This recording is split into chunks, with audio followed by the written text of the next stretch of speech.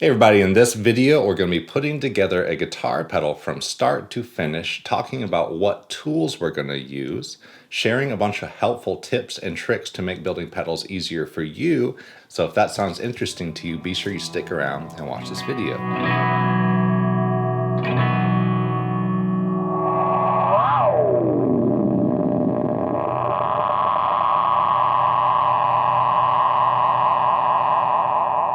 I'm Jason Johnson from Fuzzlord Effects, and you're watching the Fuzzlord Effects YouTube channel, where we do gear demos, tech talks, and other helpful videos aimed at musicians interested in doom metal music, drone, sludge, and most of all, guitar pedals.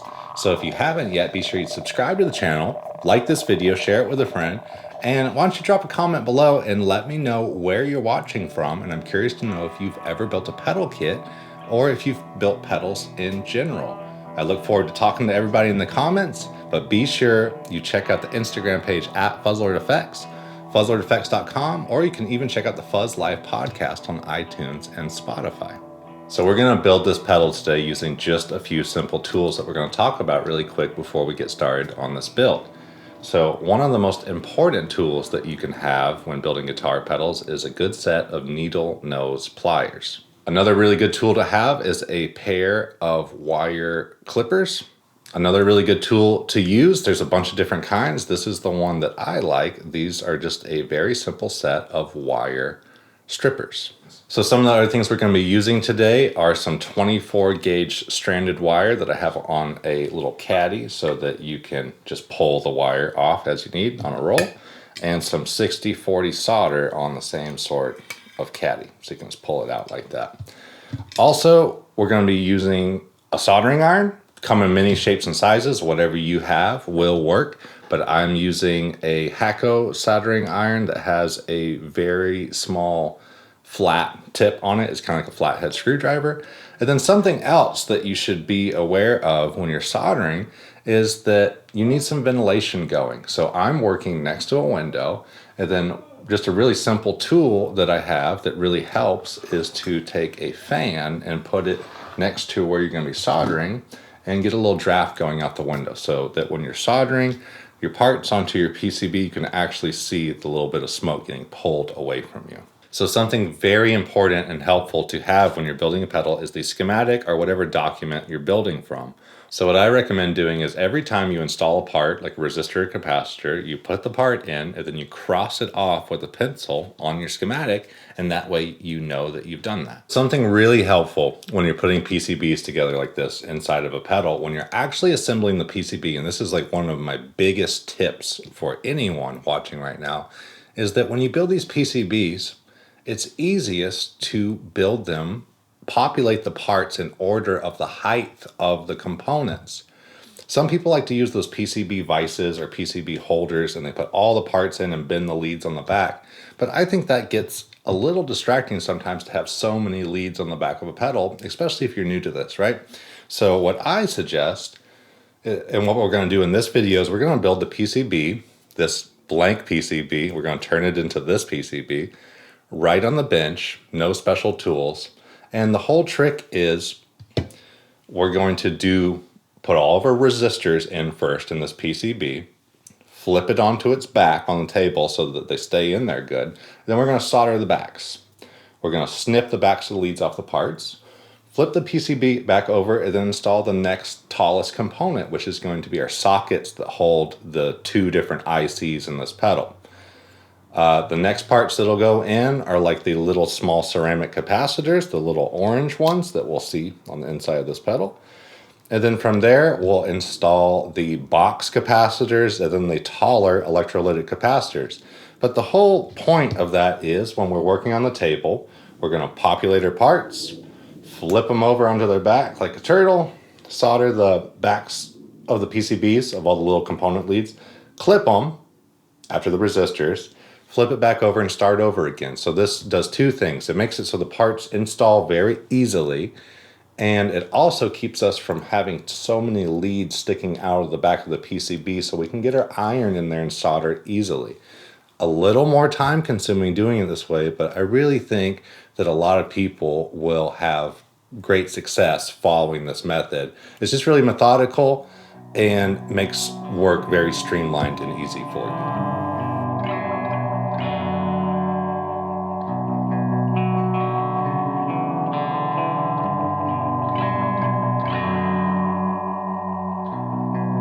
The way to make a good solder joint is to tin the tip of your iron, touch your iron against the component and the pad it's sitting on, and then come in with your solder from the opposite side and touch your solder into the actual part.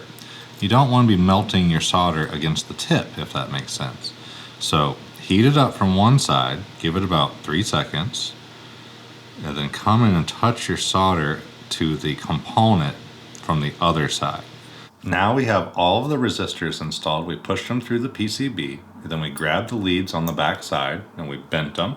That way when we turn the PCB over, they don't fall out. Just makes it a little bit easier. I bent them in like that. And then as you saw, we went through and we soldered the rows of components.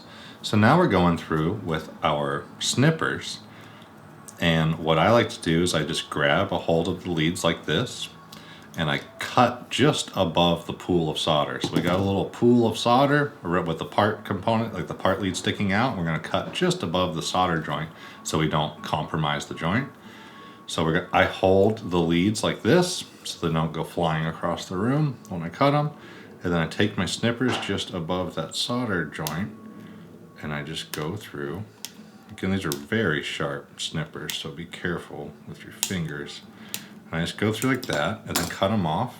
And then you can just pile up the leads. Let me do that again. I've got my thumb on the top of the component so it doesn't go flying across the room. We're cutting them short like this so that we still have room to put the pots on the back. You can see where these crosshairs are where the pots mount. So now that we're working on our board, we got all of our resistors installed, I'm going to install the next set of tallest components, which is going to be the sockets that I'm going to put in place for this op-amp. This one's hardwired in, but I'm going to use a socket for this build here. And then we're going to install these little small orange ceramic capacitors and this LED right there. That's like the next tallest set of components. So we're going to populate those and then just do the same thing. Flip the board over, solder the leads, snip them, move on.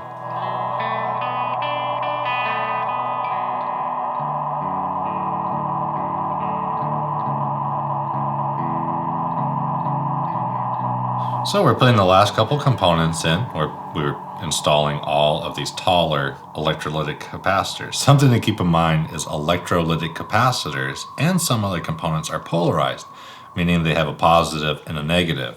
Resistors and box film caps, for example, can go in either way. But on this capacitor, we can see there's a big stripe, which is the negative. So be mindful of which way your polarized parts are supposed to go in so that you only have to build your pedal once and it works right the first time. So all we have to do to finish up this pedal, well, finish up the PCB, is solder these electrolytic capacitors. You can hear the fan in the background, and that's because we were talking about how nice it is to have a fan so that it pulls all of your fumes and your smoke away from your solder, because you do not want to be breathing solder fumes. So now that we have the PCB built, we're going to go ahead and cut the wires that connect the PCB to the switch. There's also a couple wires on this PCB that are the ground wires that connect to the jack, so we're going to cut those. And then the other wires are the two power wires that connect the PCB to the jack. So I like to go ahead and cut those ahead of time, like we just did. Strip the wires. I strip off about 1/8 of an inch off the end, and that's the part that'll go through the PCB. I'm going to leave the other ends uncut and not strip them. That way we can trim them to whatever perfect length we want. Take the wires. I like to insert them through the bottom and come out the top, just like this. Take your two wires, hold on to them, flip the PCB over and let the board sit on the wire, just like that. Then we can take a little bit of solder. So there you go. I do one side, and then the rest of the wires are all on the same side of the board. So I'm going to put in, these are the ground wires that'll connect to the input and output jacks. And then these 4 wires in the middle are the input and the output of the circuit, as well as a 9-volt tap to power the LED that's off board. And then there's the other one is a ground wire that I run to the switch so the LED has somewhere to ground. The deal with those stomp box switches is there's basically 3 rows of a switch. And what most people do is you use one of the rows to connect the input jack to the input of the circuit, and then the other one to the output jack to the output of the circuit, like the output jack. And then your other row of the switches is to turn the LED on and off. So that's why we have the power wire and the ground wire for the LED. So again, those are sitting on the wires. That's kind of what holds the wires in place. I find that this just works really nicely. Make sure they're sticking through good. Hold the board down with your other finger if you need to, and then just go through very quickly. Solder the wires to your circuit board. And there we go. So now we have a finished circuit board with all of the wires that are going to go to the switch, the grounds for the input and output jack, and then our power jack right there. So now we're going to install the pots to the back of the circuit board, solder those, and then insert them into the enclosure. Something a lot of people like to do is to take these PCB mount pot tabs here and then take your fingers and bend them into each other to where they're almost touching. That way, when we stick them in the PCB, they spread back out. Then they kind of like hold themselves in place when we go to turn the PCB over, they don't fall out as easily. So they're kind of tight in there like that. Then I like to grab the pots, stick it down like that on the table, and see how that nicely holds itself together. Then we're just going to solder these last connections. Always clean your iron between every couple joints, wipe it off on a wet sponge. But then once it's clean again, tin the tip of that iron, hold your iron against the component lead and the pad. You want to heat up both. Give it 2 or 3 seconds. Then come in with your solder from the other side so that you're actually touching the solder into the component. You want the component so hot itself without burning it up that you don't need to melt your solder against the tip of your iron. These last couple joints done. This is a 4-knob pedal. It's a delay pedal. It has a mix control, a feedback control, a time control, and an output level control. And it's a brand new Fuzzlord design that's coming out very soon, in just a couple of weeks. This is another prototype that we're building. We're going to do some demos with, so be sure you keep your eyes on the channel, so we'll be doing a full demo of this pedal soon. Now we're going to go ahead and take our circuit board and install it in our pre-drilled box. Of course, you're going to want a box that is drilled out to match your pre-made PCB. Another tool I like to use is I like to just use sockets to put the nuts on to these pots. We mounted the LED close enough to the foot switch so that we could run the negative lead of the LED that needs to connect to ground to turn the LED on, which is part of what the switch is doing. We made it close enough to the switch that we can just bend the leg of the LED right to the switch, which is really handy. If you want to do that too, all you need to do is mount your LED 0.6 inches away from the center of your foot switch. There's your Fuzzlord secret of the week. So this wire right here is actually coming off of the power supply, then it runs through a 68K resistor to power this white LED, if you're curious. So I stripped almost a 1/4 inch off of this one. I strip the wire, I bend it around, make like a little fish hook kind of configuration. Then we can attach it right to the leg of the LED that we just cut, the positive, which is the anode of the LED, if that's the lingo you like to use. So then we're going to solder that connection. Okay, LED's hooked up. Now we're going to hook up this wire strip off about 1/8 of an inch. That's my ground wire for my LED. So when we turn the pedal on, what it does is it connects the negative leg of the LED to this ground wire, which lets the LED turn on and let us know that the pedal's on. This is the output wire from the circuit board and the input right here. I install those up here on the switch. Again, just about 1/8 of an inch strip. Same story, only wrong iron. That one's not on. Tin the tip. Heat up your part. Now be careful with these foot switches, guys and gals. It only takes a couple seconds to warm them up and you can melt them. If you're buying your first kit, you might go ahead and do yourself a favor and buy an extra foot switch, because that's like a very common part that people beat up when they're building. So now these are installed and the solder joint cooled, I'm going to push these wires back down just to make them look nice. Let's hook up these ground wires. I do about 1/4 inch on these so they have plenty of room to contact the ground leg of these input and output jacks. I push it through and then I bend it up. Just whatever you need to do to make it kind of sit nicely in there. Push it through, take your pliers, bend it over like that. So it sits nicely like that. We just want it to stay still while we solder. Again, very important right here. Tin your iron, place it to where it's touching the component and like the wire and the component, the jack. And on these metal jacks, we're gonna heat it up for about 7 seconds. You want it so hot, again, I want to tin that a little bit more. It helps disperse the heat better. You want it to where you can touch your solder right into the other side of the component, see how it actually flows. That's what you want. And check out that joint. It just looks like a little pool of water that like melted down. It is indeed molten metal. Again, this is so important with these input and output jacks, especially these big metal framed ones. Tin that iron, touch your iron to one side of the component, and we're going to come in. These jacks will give about 7 seconds to heat up. And then touch the other side. Let's see, it's almost there. This one took a little more than 7 seconds. Heat it up, let it flow. Try not to put on too much.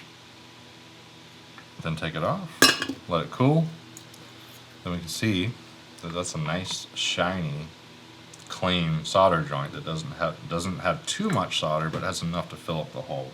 A little input and output wire. Strip off about, well, I always start from the switch. So I do about 1/8 of an inch for the switch. Then I stick them in there. So that's the input. This would be the output, like that. If you need to, you can take your pliers and bend the little wire tab up just a little bit so it's not too close to the other connections.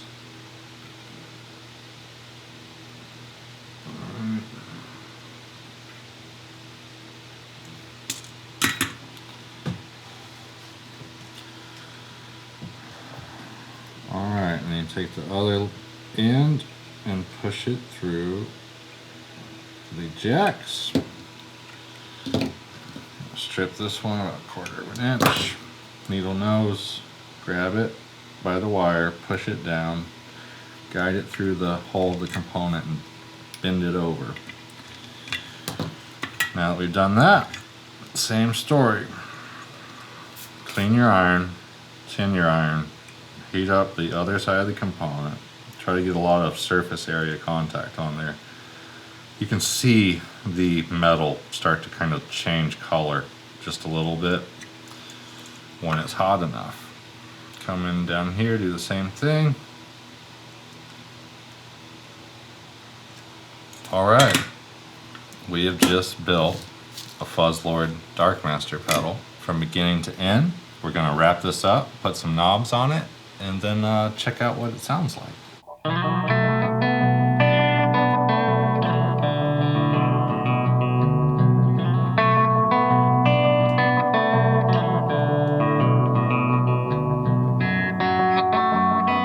So I really appreciate all of you guys and gals taking the time to watch this video. I really hope you left a comment and let everyone know where you're watching from, if you've built a pedal kit before, and maybe if you'd like to see more videos like this on the Fuzzlord Effects channel in the future.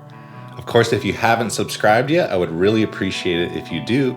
And as always, you can check out more from Fuzzlord Effects at fuzzlordeffects.com. You can check out the Instagram page where we're active on a daily at Fuzzlord Effects. And we also release a weekly podcast called the Fuzz Life Podcast, available on iTunes and Spotify. I want to give a special thank you to all of our Patreon supporters who help make these videos possible and help with the cost of running the channel. So at the end of all the videos now, we're running credits as a special thank you to all of our Patreon supporters. So if your name shows up on the screen, I really appreciate you taking the time and to support the channel. And if you're curious to become one of those people, check the link in the description. There's a link to our Patreon page to where for $5 you can support the channel and get your name run at the end of the video.